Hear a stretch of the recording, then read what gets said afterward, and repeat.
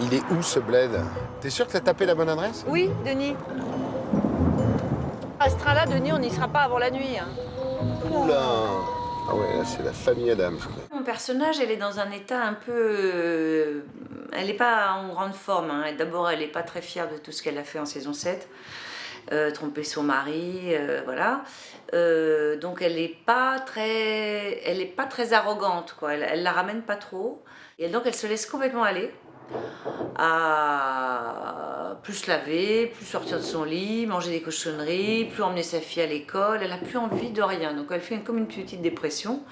Et à l'épisode 4, elle va apprendre pourquoi elle était dans cet état-là, c'est qu'elle fait une petite ménopause, n'est-ce pas? Elle commence une pré-ménopause. Ça fait 8 ans qu'on les suit, voilà, ils arrivent plutôt à l'aube de la cinquantaine.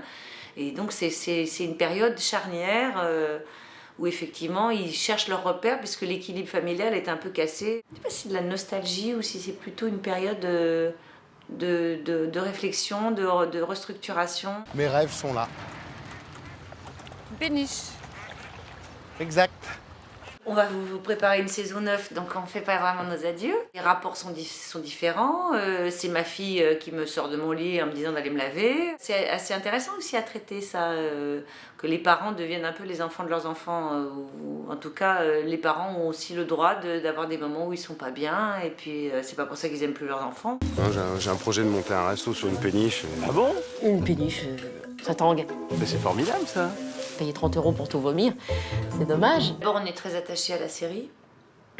Parce qu'on l'a vu grandir avec nous, on l'a vu démarrer difficilement et puis trouver son envol, donc ça c'est assez émouvant. On est très heureux de se retrouver parce qu'on s'entend très très bien.